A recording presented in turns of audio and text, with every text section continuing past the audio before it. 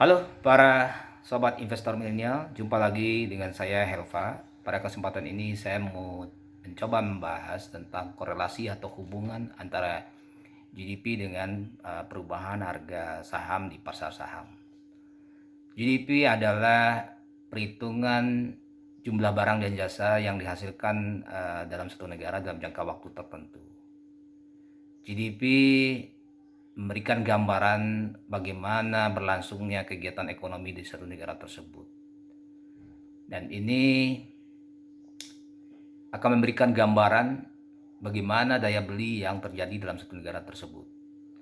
Nah, siapa aja pelaku bisnis dalam satu negara tersebut? Itu adalah masyarakat ya, atau pelaku kegiatan ekonomi dalam satu negara tersebut.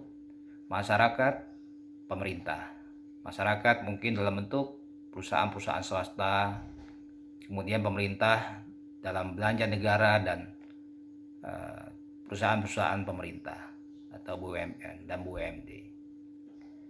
Nah, seandainya GDP tersebut mengalami penurunan, maka memberikan indikasi bahwa lapangan kerja yang terjadi dalam satu negara tersebut juga mengalami penurunan, yang imbasnya akan menimbulkan terjadinya penurunan daya beli dalam masyarakat.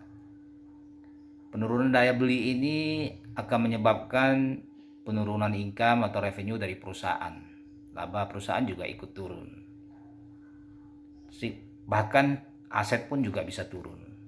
Hal ini akan terefleksi di harga saham perusahaan tersebut yang notabene juga listing di bursa sebagian, maka akan terlihat di sana penurunan harga dari saham perusahaan tersebut, mengikuti dari penurunan kinerja dari perusahaan tersebut akibat dari shortage dari income dan revenue yang disebabkan oleh berkurangnya daya beli dalam masyarakat.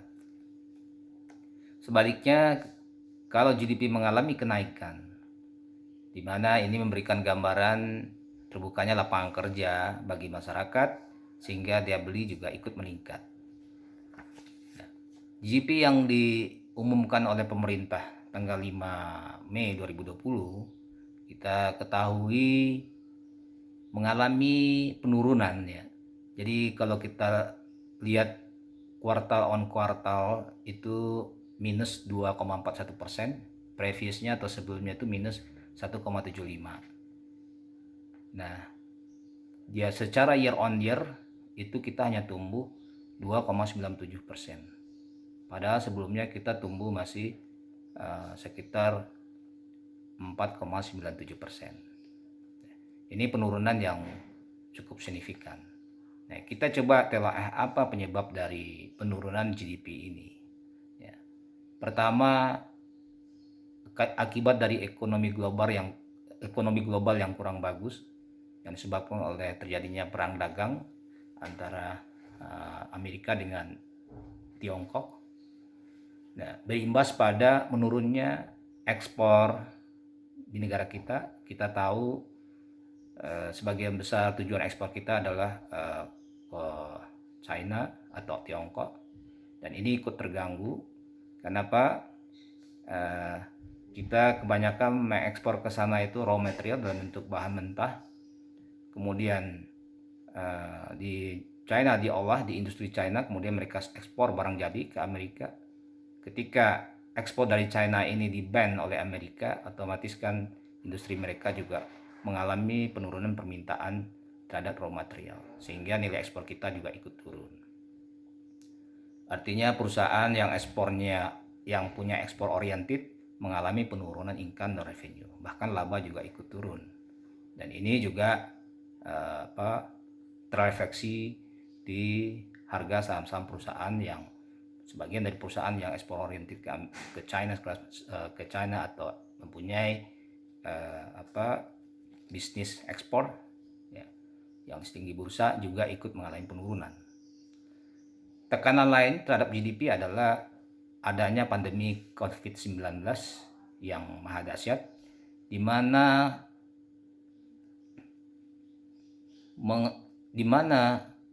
hal ini menghentikan hampir semua kegiatan bisnis, baik itu manufaktur atau industri, terus perdagangan dan pariwisata.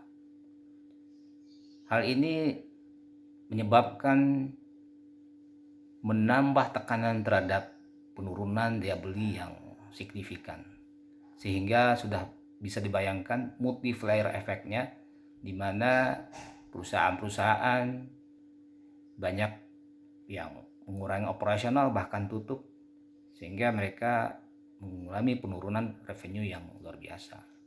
Bahkan laba mereka kemungkinan akan turun besar. Melihat kondisi ini, kita perhatikan kemungkinan akan berlanjut sampai akhir tahun, bahkan sampai tahun 2021. Harapan kita bersama tentunya bisa bangkit dalam waktu dekat. Tapi kita sama-sama tahu kondisi ini belum sepenuh memberikan informasi adanya perbaikan, ya, baik ekonomi global karena perang dagang, kemudian juga ditambah dengan COVID-19, belum menemukan solusi yang jitu, sehingga kemungkinan kondisi ini akan berlanjut sampai akhir tahun, bahkan 2021 pun mungkin bisa ada pertumbuhan, tapi mungkin tidak signifikan. Karena setelah berakhir pun kondisi ini, banyak permasalahan yang akan timbul. Satu yang sangat krusial sekali, bagaimana caranya untuk memberikan stimulus agar ekonomi bisa berlari kencang lagi. Karena dengan kondisi ini sebetulnya hampir semua negara sudah babak belur, ya, istilahnya habis-habisan. Jadi untuk bangkit lagi butuh effort yang luar biasa. Tapi kita sama-sama berdoa dan berharap semoga bisa teratasi. Sekarang kita coba cermati bagaimana dampak, ya, jangka panjang terhadap bursa saham. Saya berpendapat belum akan pulih sampai akhir tahun. Ya. Sampai akhir tahun masih diperkirakan keadaan masih belum pulih betul, dan mungkin tidak banyak perubahan, bahkan mungkin perusahaan-perusahaan akan mencetak kinerja yang kurang baik, ya, sebagian besar, ya. Kita tidak bisa tutup kemungkinan ini. Nah, walaupun seperti itu, kita masih bisa untuk mendapatkan capital gain di bursa saham. Nah, dengan cara kita memanfaatkan yang namanya technical rebound, kemudian swing harga saham yang notabene punya fundamental yang bagus, ya, dan kita hanya memanfaatkan swingnya aja. Jadi prinsipnya kita bertransaksi dengan secara pendek atau trading pendek, ya, memanfaatkan swing. Mungkin teman-teman investor milenial harus juga memahami cara membaca teknikal, ya. Ini akan membantu untuk mendapatkan gain dari swing beberapa harga saham yang mengalami technical rebound. Prinsipnya saat sekarang ini kita bertransaksi secara pendek, serta kita usahakan selalu megang cash, ya. Cash is the king saat ini.